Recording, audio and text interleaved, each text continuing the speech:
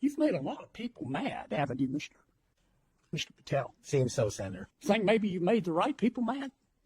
As my FBI agents, the BRIC agents told me when I was running cases with them across this country and all the world, if you're not ticking off some people, you're not doing your job right. My colleague and friend, Senator Durbin, called you a conspiracy theorist. You remember that? I do, Senator. You were instrumental in revealing that the Trump-Russia election collusion hoax was a hoax, weren't you? Yes, sir. I was a lead investigator. Sounds to me like we need to get some new conspiracy theories because all the old ones turned out to be true. Facts matter, Senator. Yeah.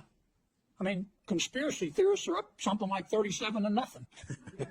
You're not saying that everybody at the FBI is bad, are you? Never said that. I've overwhelmingly said multiple times that 98% of the FBI is courageous, apolitical warriors of justice. They just need better leadership, especially those who participated in these conspiracies that actually turned out. Who put away the Unabomber? The FBI. Who put away Timothy McVeigh and his Stalin's stomach for blood? BRIC agents at the FBI. Who helped investigate Jussie Smollett in an effort of self-aggrandizement set back the fight for minority rights for years? I think that was local authorities. It was the FBI that opened an investigation, wasn't it? Eventually, yes, Senator. There have been or were some bad people at the FBI and the Justice Department, which work hand in glove, weren't there?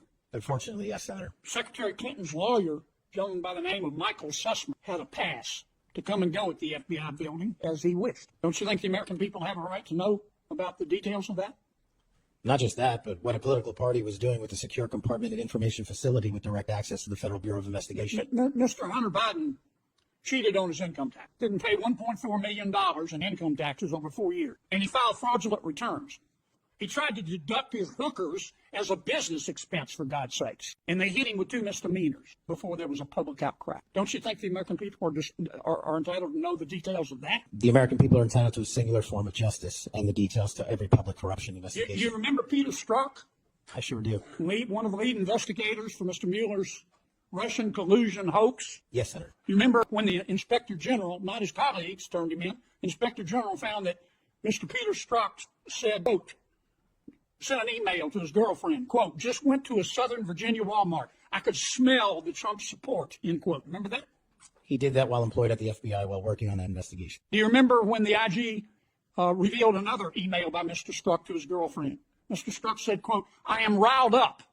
Trump is a fucking idiot, is unable to provide a coherent answer, end of quote. You remember that? Peter Strzok said that. You remember when his girlfriend texted Mr. Strzok, quote, Trump's not ever going to become president, right? Right? And Mr. Strzok replied, no, he won't. We'll stop it. I do remember their insurance policy. And then Mr. Strzok testified in front of God and country that never had his political beliefs impacted his work. You believe in the tooth fairy? When I was a kid. You believe Jimmy Hoffa died of natural causes? He's also not in the end zone of Giant Stadium. And then Mr. Strzok got fired, and next thing we know, the FBI and the Department of Justice, after he sued, gave him $1.2 million. Don't you think the American people are entitled to know the details of that? Absolutely. Now, I want you to think hard before you answer my next question. Do you believe in the adage that 2 wrongs don't make a right, but they do make it even? Senator, I think if anyone commits a wrong in government service, the American public deserve to know the absolute secular detail of that corrupt activity. When reforming the FBI and the Justice Department, 2 wrongs don't make a right, but they do make it even, is the wrong approach, isn't it? That's correct. And we're going to hold you accountable for that. I hope you do. Now, there's some good people at the FBI. A lot. And there have been and may still be some bad people there. And you've got to find out who the bad people are and get rid of them in accordance with due process and the rule of law. And then you've got to lift up the good people. Don't go over there and burn that place down. Go over there and make it better. Do you commit to us today that you will do that? I commit to you as confirmed, Senator, every single day, 24/7, 365. The FBI will be the premier law enforcement agency in the world. Thank you, Mr. Chairman. Well, now,